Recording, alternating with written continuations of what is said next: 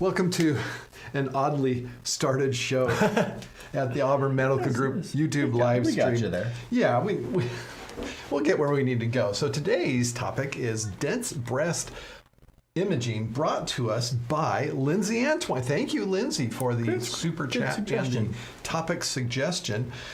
This is something that some of our viewers may never have heard of, and others may have had a personal experience with, and possibly kind of wonder what is going on. Okay? So you're telling me what? Yeah. So why are you telling me that? And then what does that mean? Those are the big questions. So please do chat in so that we do get confirmation that you are out there. Okay, there you go. Bianca's saying hi. In fact, we'll go ahead. We will show that indeed we do have live viewers by putting their.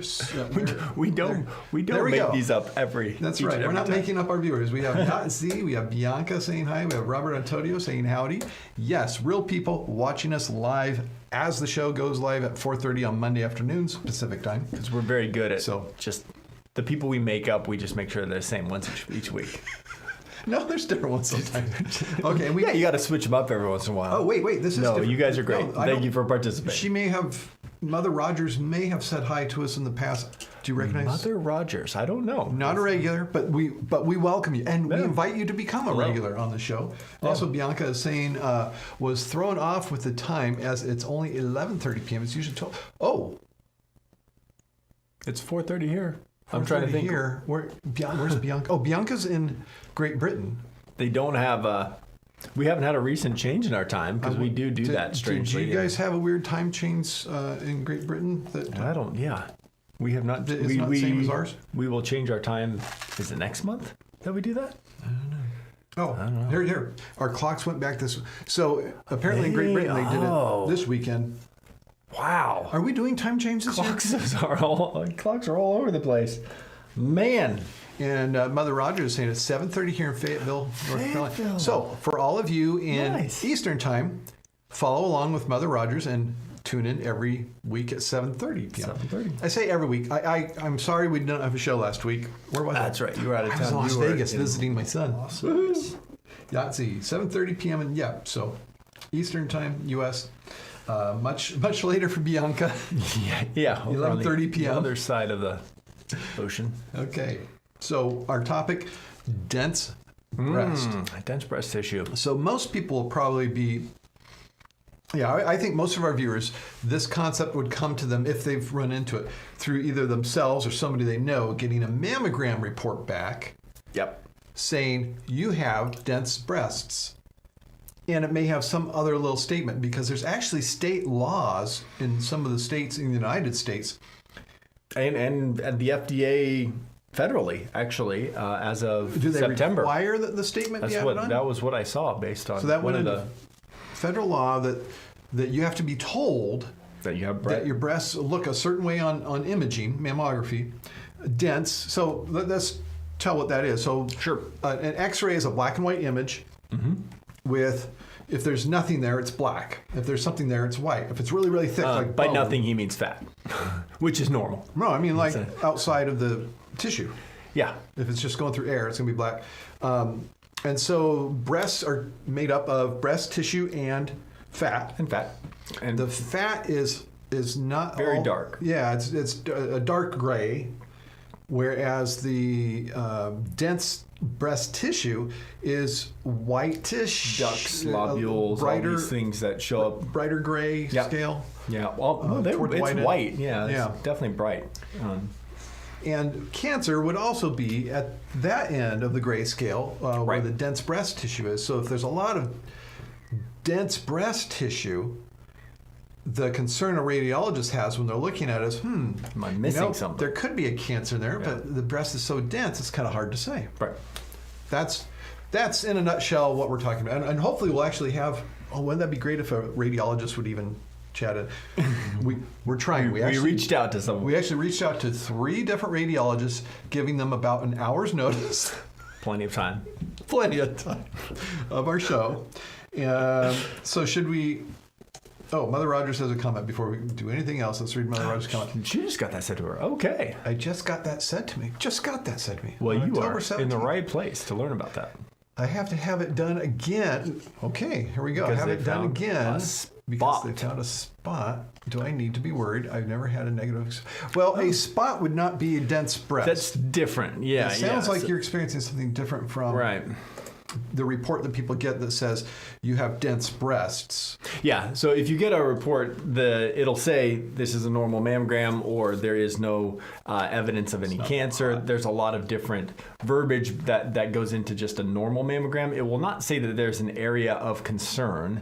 It'll just have a thing below that says you have dense breast tissue. And then I think there's some more verbiage that says this can make it difficult to detect cancers. Typically, if there's a spot or something specific getting their attention, they're going to say what kind of follow-up imaging they want, whether it's different views from still a mammogram, A different type, yeah.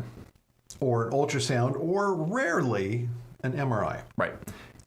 I do not know what goes behind a radiologist deciding one type of imaging over a different one based on what they see on a mammogram. Right. I'm sorry, I shouldn't do that with my hands when talking about this. But they will have reasons for saying what it is that they want to do as a follow-up. And then the primary care doctor, at least this is the way it works for us, primary care doctor is then responsible for ordering it. Sometimes the radiologist will go ahead and do it for you. Yeah, our mammograms are actually, the orders for our mammograms have a little clause that says if abnormal, you can move on to these series of imaging afterwards. So they're typically able to move on to that ultrasound without a separate order from us. So, but it may be different where you're I at. wish it went through that with every order. It's not always that, but that smooth. Yeah. So Bianca does. She's laughing about what I was doing with my hands. Talking hands when talking about mammograms. Yeah. See with your eyes, not with your hands. Okay, so we need to go on. And talk Maybe we about, shouldn't be. My eyes are up here. There's just. Man, we could go all places. I did not anticipate this when Lindsay. I bet she anticipated this, and that's why she made that our topic, not because she got some kind of report. So we asked 3 radiologists. I will read verbatim what one of them said. So let's hear from the radiologist. Without saying the radiologist's name, without saying who their employer is. This radiologist answered, no, that's my reply back to the radiologist. Hey, Mark, this looks very interesting, but I am unable to participate. I hope all is well. All right. And ringing endorsement. So I said, thank you for the statement. We'll read it while keeping your anonymity. So that one wasn't helpful. So just to let you know. But We have seen this because we're very closely associated with a very large medical system. And they regularly put in information that they send out through email to the doctors who work for them, a little statement about if the press comes to you, send them to... Direct them to our press department. And then they've got a press department, they've got the email address or the phone number. So they are told very clearly, you don't talk to the press. We have someone for that. Yeah. So I think that's what's going on. I usually send everybody who contacts me to my press department. What's that? You. I'm the press department. So, being an independent office, we are not subject to that. Nope. Yeah. Yeah. So we can comment on this stuff. Anyways, we will. So let me see if the other doctor answered. There was a couple other. There were 3 altogether. Went And so I'm refreshing my email to see. And again, I'm not using this doctor's name We'll keep because they have an employer. So I'm not going to say who they are. I don't want to get anyone in trouble. Or what their position is in a certain county medical society. We I'm not saying we can. Corporate-owned doctors. Yeah. Actually, that is something. My weekend was spent 2 days in Sacramento at the California Medical Association House of Delegates. So I didn't get a weekend this weekend. I'm still going I did the weekend before. I was working through. I didn't get back until That's true. You got Tuesday or Wednesday. a long weekend. So I already had my weekend that week. But what we did was propose guidelines for our lobbyists who will then lobby to legislators to write bills that are the sort of things that the California Medical Association would want to see happen. Along there. And one of them was, actually we didn't write something, but I don't think we did this weekend, but one of our priorities is to look out for medicine, the practice of medicine, by not letting the corporate entities that invest in doctors' offices take over medicine in our state. We want medical decisions made by doctors, not by employers of doctors. Like VC, venture capital. Venture capitalists, yes. Yeah, that's a big thing. That's how we refer to them. And so we are trying our best to keep them from getting their claws into the practice of medicine in California. And so in our office, the capitalist who's making influence, that would be me. Yes, so we do make decisions. The one who's in the exam room with my panel of patients. We make decisions to keep our business going, but we also make decisions based on evidence and what we feel is in our patient's best interest. On evidence and good sources of medical information that we have researched and trust. I shouldn't say research. Been exposed to and looked into for good medical information with evidence-based decision making. Anyway, off my horse for that. Thank goodness for your independence. I applaud you. Well, thank you. We appreciate that. No cookbook medicine. Oh, actually, there's a lot of things that can be. If you have the correct evidence, following a cookbook guidelines are still have or their certain place. guidelines actually can be very helpful, and make sure that everyone is following those same guidelines to keep you. Which would also apply to AI. Yeah, it would be. And in California, again, here I'll bring up what we're trying to get for legislation for California. We want it to be written into a law that it's a doctor that's making the final decision. Not AI. In situations where AI is being used to help get you to that decision, because it's very helpful. Very helpful. But right now we want it to be a doctor who's being the one who puts their signature on it, not the computers. Robert Antonio. Okay, back to yes. Bringing us back in. Yes, hauling us back in. Thanks, appreciate it. Thank you, Robert Antonio. Back to the breast. So where were we? We talked about what it is. Just about to talk about what the FDA. We talked about one radiologist's response.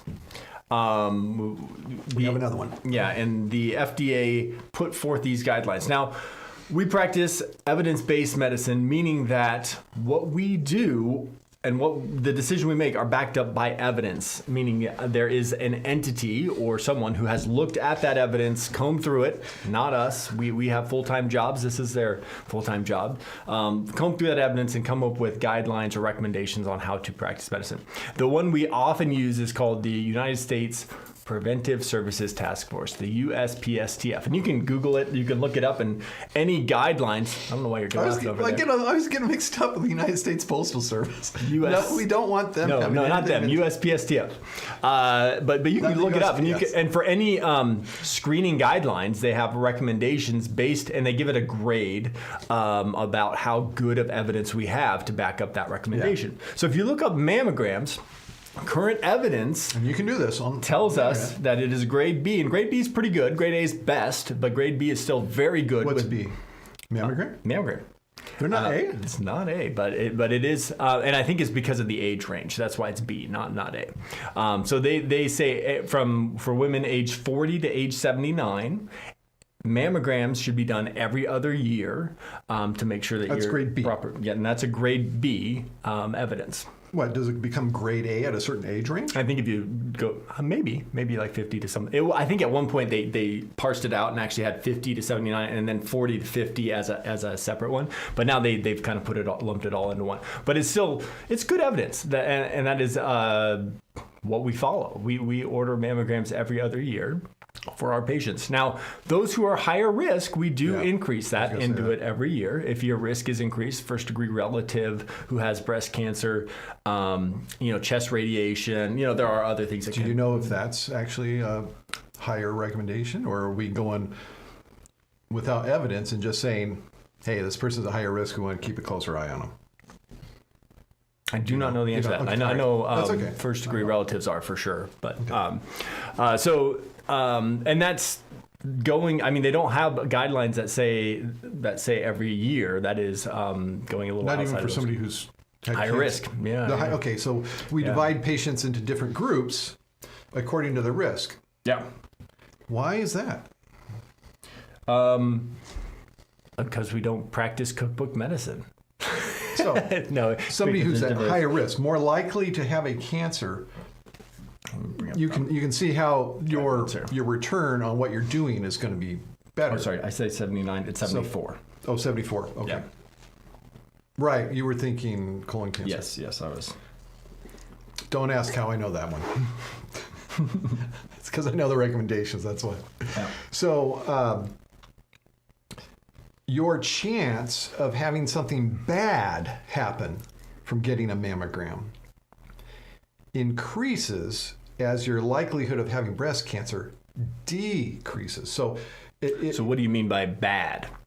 yeah, how Bad can something stuff. bad happen? Yeah. Screening doesn't cause bad things. We're Yeah, just screening. The radiation is so low that we don't expect any problem from that. What harm is coming? Let's talk about that. It's not from the mammogram. It's from what somebody does with that reading, that information. That's what can harm the patient. So if you get an abnormal mammogram, for some people, the anxiety alone that causes can be a significant bad thing. Significantly bad thing. It can also lead to having a biopsy at some point, eventually. Right. Because of decision making based on an abnormal mammogram. A biopsy may just be having an operation and finding out, oh, okay, it wasn't cancer. Nothing. We're all right. But it is an invasive procedure. It can end up in somebody getting an infection. It can end up in somebody Misdiagnosed. having a very bad complication and outcome. Unlikely, But possible. You're not going into the lung or near it or other organs. If you're just doing a biopsy in a breast, there's not huge arteries that you expect the person to bleed out from. So the risk is small, but even small risk in things, if done enough times, the risk for something really, really bad starts to exist. It can be there.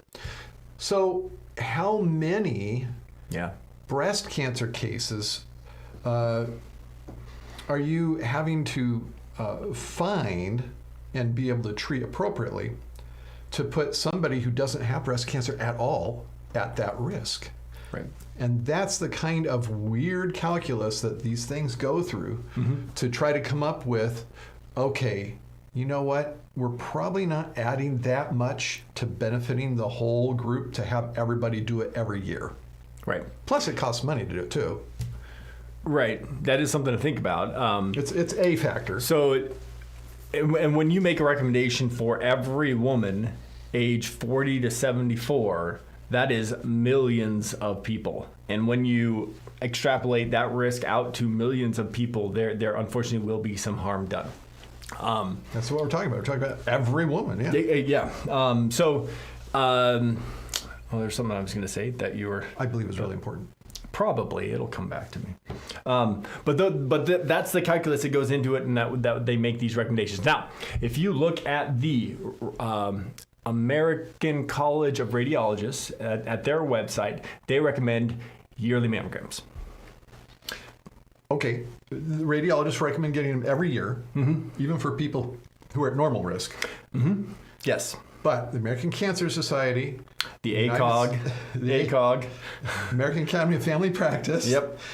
Pretty much everybody else says every other year. Everybody else on board with what we're talking about from the NIH here. Yeah, which almost I always look at that and look at radiologists, and it just I kind of shake my head saying, oh, why are you guys not going with the recommendations of every single? And I've asked them this, and they say we find cancers. That's what they say. When we do it yearly, we find cancers that we don't find when we do it every other year.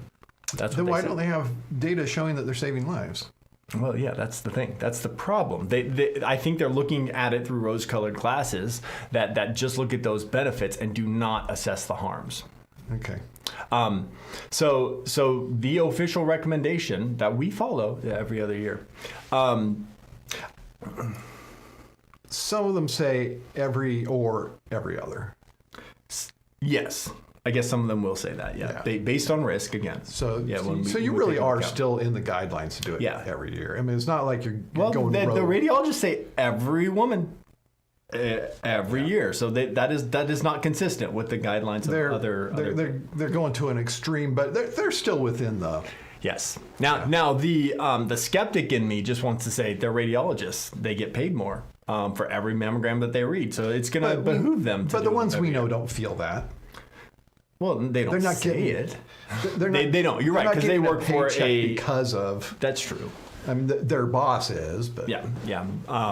But they don't. But if you still have a incentive to want a woman to do it every year if you're a radiologist, because it's a little bit of. I've tried to put myself in their shoes. They're looking at this thing. They're seeing this pattern of dark and light, and they're going, I'm not comfortable with saying there's nothing there. This is very dense tissue. There could be something there, and I don't know it. I feel like I'm missing something.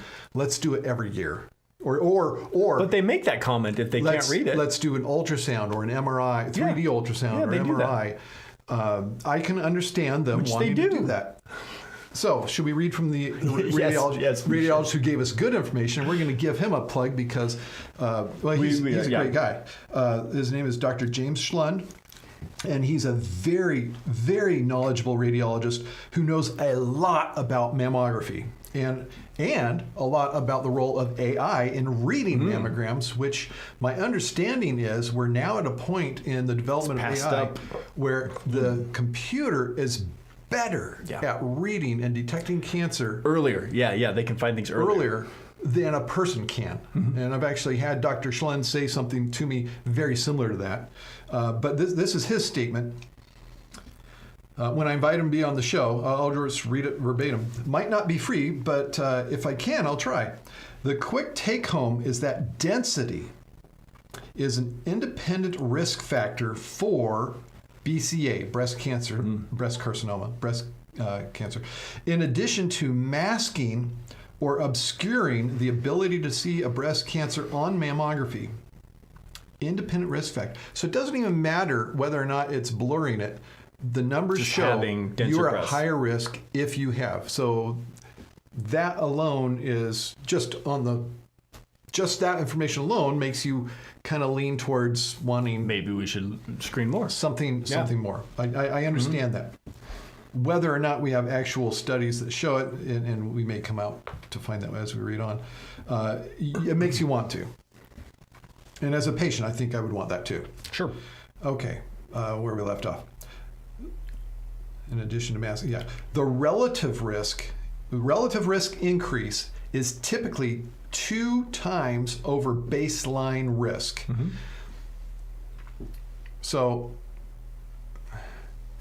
to make a statement like that, we're kind of dealing with something that visually is difficult to quantize.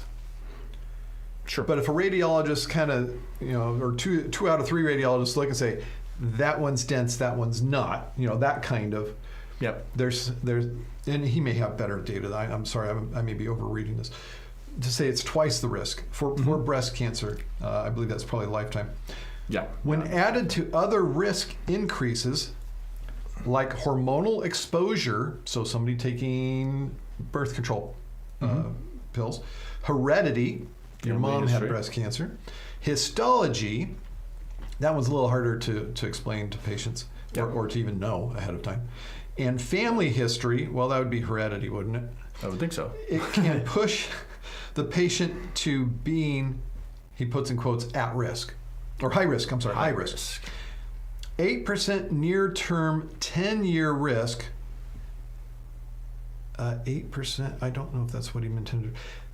8% near-term. Yeah, near-term is just short-term, 10 years out from where you're at.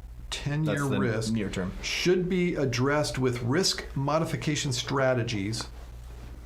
How do you modify your risk? Mastectomy. Oh, no. Well, that actually would be for some people. For some people. That are high and a risk. greater than 25% lifetime risk, largely but not exclusively, based on family risk, should garner supplemental high-risk screening with MRI in addition to baseline 3D mammography. Best, Jim. Thank you, Dr. Schlund. Yep. So, and I apologize first, maybe we should talk about 3D mammography, because that is something that has been shown, at least in my reading, to reduce the over or under, I guess it would be the undercalling, under diagnosis of cancer in these women with dense breasts. So if you just do the regular plain films, not as helpful as those 3D mammogram, which is something that has become. Let's talk about that that's a little bit, the when you look at tomosynthesis. Yeah. So tomosynthesis is putting slices together with the computer. Yeah, and that gives you the 3D. But how image. do they I don't know. actually obtain the? That sounds like a.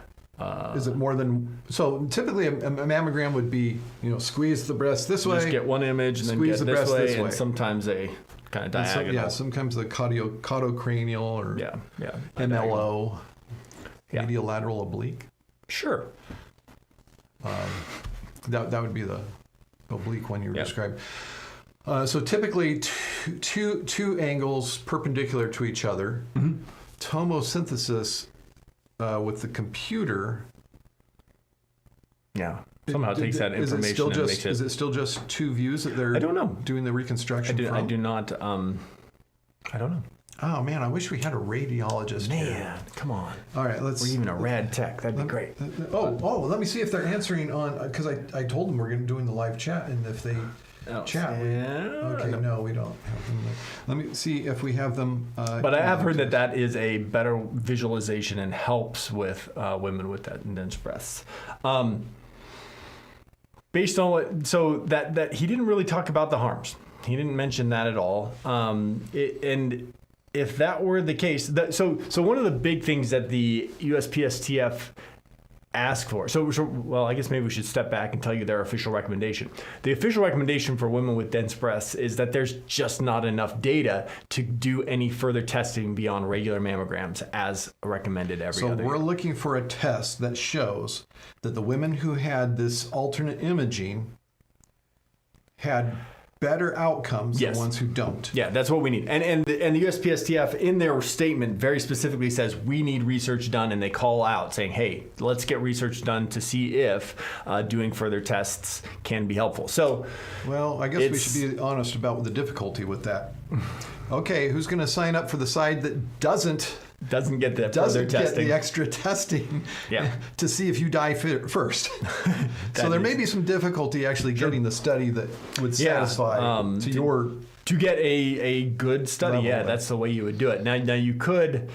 You probably could do a retrospective trial and look at people who just had mammograms going back. There's going to be selection bias.